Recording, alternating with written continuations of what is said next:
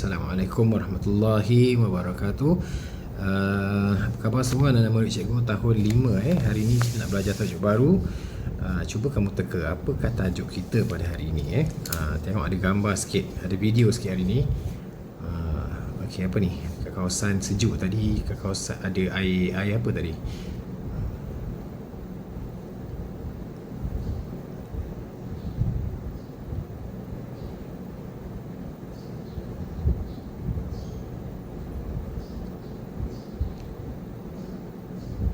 Kenapa dia kena pakai macam ni dekat kawasan macam ni?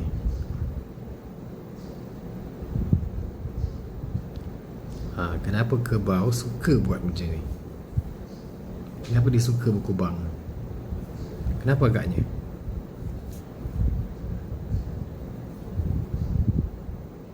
Okey, tu aja teaser cikgu untuk pagi ni. Apa tajuk cikgu nak ajar hari ni?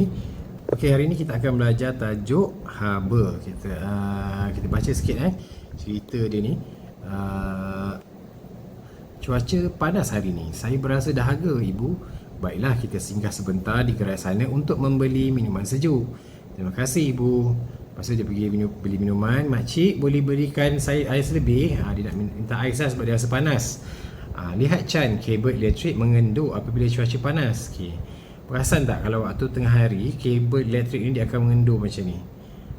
Kalau kamu ni seorang yang rajin memerhati lah. Kalau waktu biasa, waktu tengah malam, dia macam ni. Okey, kenapa? Itu semua ada kaitan dengan tajuk yang kita akan belajar hari ni. Okey, ketatnya pagar ni apabila cuaca panas, sungguh susah hendak dibuka. Ini pun sama. Ini semua adalah apa yang kita akan belajar pada hari ini. Okay, haba dan suhu. Apa beza haba, apa beza suhu? Apakah perbezaan haba dan suhu? Okey, kita baca sikit. Rakannya makan di sebuah kedai makan. Aduh, panasnya, dia pakai air panas kan? Tunggulah kejap, biarkan air itu sejuk sedikit. Bagaimanakah air panas menjadi sejuk? Lepas dia dah biarkan sekejap, air itu pun jadi sejuk. Air menjadi sejuk apabila haba dibebaskan ke persekitaran. Okey. Haba ni apa? Haba ialah suatu bentuk tenaga yang dipindahkan kerana terdapat perbezaan suhu. Kalau soalan tanya apakah itu haba, berikan maksud haba. Haba ialah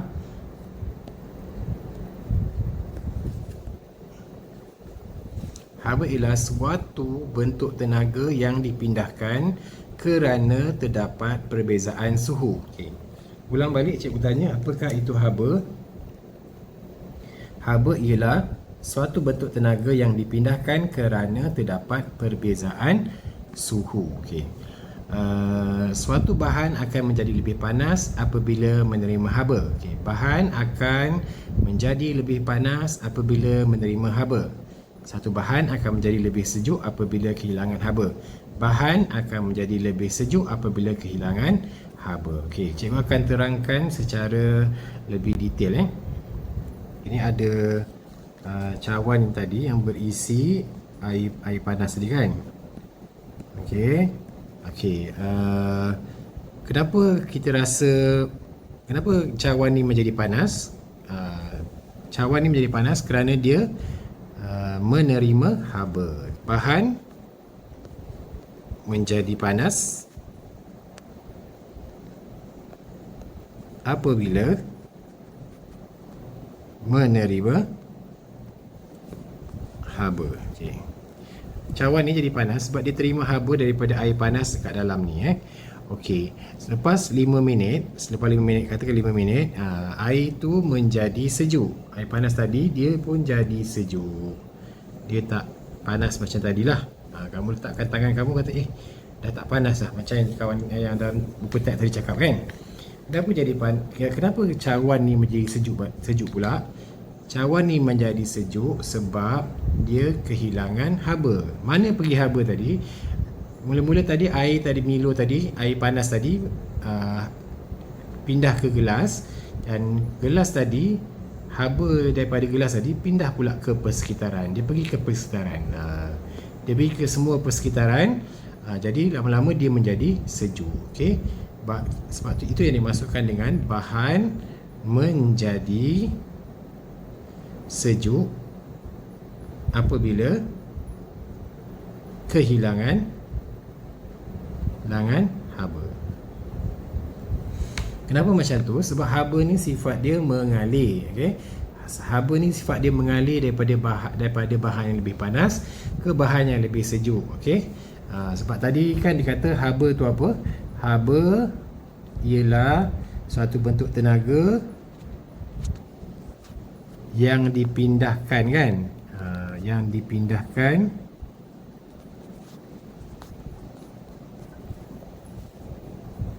kerana haba ialah tenaga yang dipindahkan kerana terdapat perbezaan suhu. Okay. Dia buat air tadi, dia masukkan air Milo. Jadi dalam ni ada air Milo, ada air Milo yang panas. Okay. Milo yang dalam ni panas, lebih panas. Cawan gelas kat luar ni lebih sejuk berbanding air Milo tadi. Okey, jadi ada perbezaan. Lebih panas ni maksud dia suhu tinggi kan? Suhu dia lebih tinggi. Okey, yang luar ni suhu dia lebih rendah. Cawan ni suhu dia lebih rendah. Jadi ada perbezaan suhu tak? Ada perbezaan. Jadi adalah kat situ haba, jadi tenaga yang dipindahkan. Jadi haba pun berpindah. Jadi haba berpindah daripada bahan yang lebih panas ni ke bahan yang lebih sejuk, iaitu dia daripada air panas ni, air Milo ni, dia pergi ke cawan ni. Semua haba ni pergi ke cawan. Okey. Tapi tadi kita ada masukkan sudu juga kan. Okey, haba tu pun pergi kat sudu. Okay, haba ni sifat dia akan bergerak daripada tempat yang lebih panas ataupun daripada bahan yang lebih panas ke bahan yang lebih sejuk.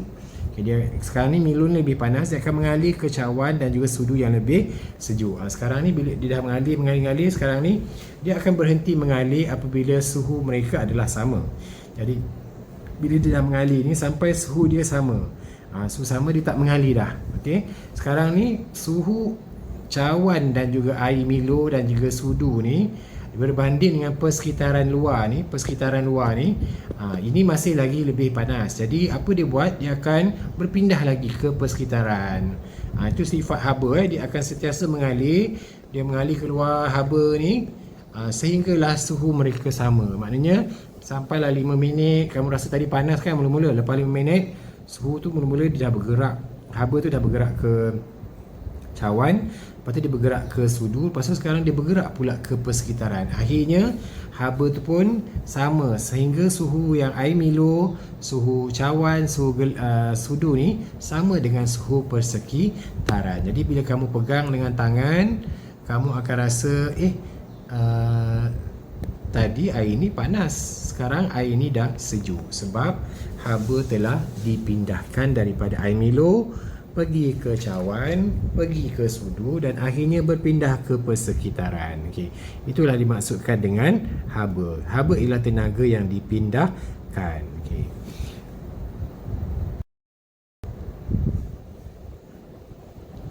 Okey, tadi tu pasal haba. Sekarang ni apakah maksud suhu pula? Okey, kita tengok maksud suhu. Suhu ialah darjah kepanasan atau darjah kesejukan suatu bahan. Kena ingat, soalan tanya apakah itu suhu? Suhu ialah darjah kepanasan atau darjah kesejukan suatu bahan. Okay. Suhu diukur dengan menggunakan termometer. Apakah alat yang kita gunakan untuk mengukur suhu? Kita gunakan termometer. Kalau kita ukur panjang, kita guna pembaris. Kalau kita ukur berat ataupun jisim, kita gunakan penimbang. Kalau kita ukur suhu, kita gunakan alat yang kita namakan termometer. Apakah unit piawai pada termometer? Kalau pembaris, unit piawai pembaris kamu tu ada unit piawai dia, ada milimeter, ada sentimeter, ada meter kan? Kalau suhu, unit piawai dia adalah darjah Celsius. Nama dia ialah darjah Celsius. Celsius ni C besar. Darjah Celsius. Simbol darjah Celsius ialah darjah C, bulat kecil, C besar. Okey. Lihat gambar termometer yang berikut. Tengok ni gambar termometer. Kita ada dua jenis termometer. Ini nama dia termometer bilik. Biasa kita letakkan dalam di kawasannya dinding, kita letak kat dinding, nak tengok suhu bilik tu, tengok je, kita pandang dekat termometer ni, kita boleh baca lah berapa suhu dia. Okey, ini pula nama dia termometer makmal. Termometer makmal ni sangat panjang. Dia panjang lah berbanding dengan termometer biasa. Termometer yang kamu guna kat klinik tu nama dia termometer klinik. Pendek macam ni je kan. Ni panjang kalau ada masa nanti boleh, kalau dah habis COVID, dia boleh tengoklah termometer ni. Termometer ni adalah nama dia termometer makmal. Okey, dalam ni termometer ni ada dua jenis. Ada termometer dalam ni ada cecair alkohol yang warna merah ni, dalam dia ada cecair alkohol warna merah. Dalam ni ada cecair merkuri. Cecair merkuri ni warna dia silver ataupun warna perak. Dalam tu kedua-duanya adalah cecair. Satu cecair alkohol yang berwarna merah, satu cecair merkuri yang berwarna perak. Okey. Okay, ditunjukkan juga kat sini suhu ni daripada kosong dia ada sampai 100. Dia ada yang lebih daripada 100, 120. Tapi biasanya unit yang nilai yang kita perlukan ialah sehingga 100. Kosong ialah nilai takat beku. Takat beku ni lah takat air tu jadi ais. Ais tu kalau kita letak termometer, bacaan dia adalah 0 darjah Celsius. Kalau cikgu letak kat badan awak, suhu awak biasanya 37 dan 36 sehingga 37 darjah Celsius. Lebih sikit tu kira dah demam. Okey, yang ni pula kita kalau air mendidih kita masukkan termometer, bacaan dia adalah 100 darjah Celsius. Ini adalah nilai-nilai bacaan yang penting untuk kamu ingat. Suhu badan kamu 37 ataupun sekarang ni kita biasa cek suhu kan. 36, 36.5, 36.2, maksimum yang untuk suhu yang biasa 37. Sekarang ni kalau lebih 37, dianggap kita dah ambil tindakan berhati-hati. Kalau suhu ais takat beku, kita panggil suhu takat beku ialah 0 darjah Celsius. Suhu takat didih ialah 100 darjah Celsius. Takat didih ialah takat di mana air bertukar menjadi gas ataupun air mendidih lah. Okey, sekarang nak tengok pasal termometer.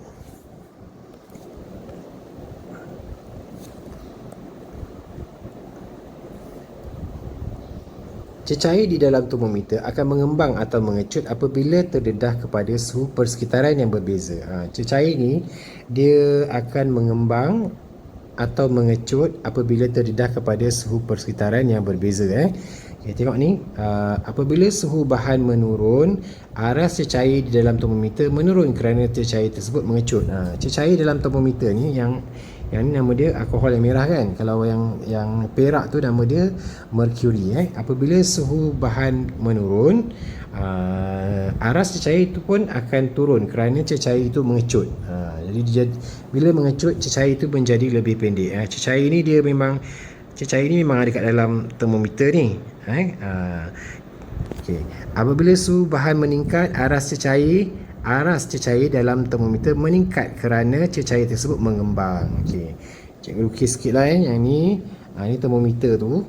Okey, bila kita masukkan dalam air panas, suhu dia tinggi, suhu dia pun meningkat. Kita masuk air panas, suhu meningkat, dia pun cecair alkohol yang banyak ni pun dia pun menjadi kembang. Bila kembang dia pun dah penuh kat sini, dia akan pergi sini. Dia naik, aras pun naik sebab dia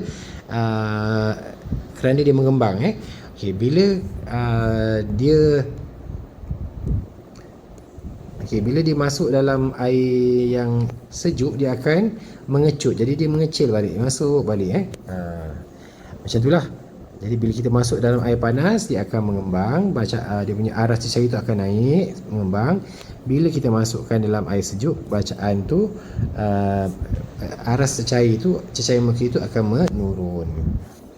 Bagaimana cara kita menggunakan termometer dengan betul? Mari kita ikuti cara menggunakan termometer dengan betul. Ini kamu kena ingat ini cara-cara menggunakan termometer dengan betul. Letakkan bikar yang berisi air di atas permukaan yang rata.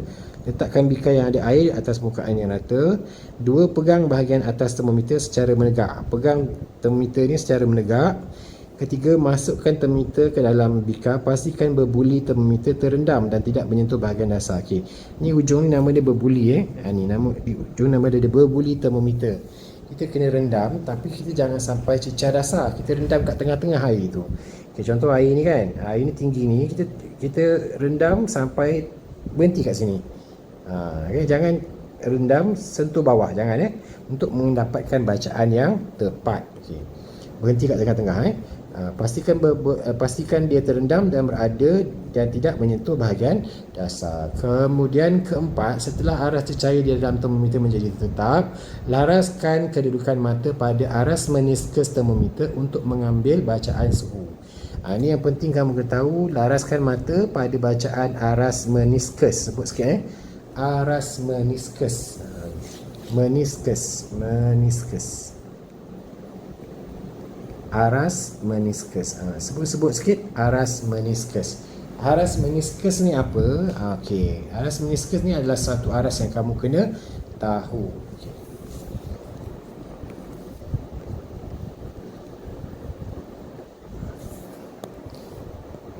Apakah yang dimaksudkan dengan aras meniskus di dalam termometer? Aras meniskus di dalam termometer ialah aras lengkungan cecair di dalam tiub kaca yang terdapat di dalam termometer. Bagaimanakah kita menentukan aras meniskus dengan betul? Okey, ada dua jenis aras meniskus. Kalau yang kita gunakan termometer alkohol ni, aras meniskus ni bentuk macam U ni. Kalau kita gunakan termometer mercury, aras meniskus ni bentuk U terbalik. Okey. So sekarang ni kita zoom lah, kita katakan ini adalah yang dalam termometer. Kalau kita nak baca, kita kena baca pada yang bawah ni, bottom ni, bawah ni kita kena baca pada bahagian bawah. Mata kita kena letak kat situ. Tengok ni. Ni okay. Kalau yang ni pula, mata kita kena letak bahagian yang atas. Yang atas ni pada bahagian hujung lengkung. Ini hujung lengkung ni kat bawah, hujung lengkung ni kat atas.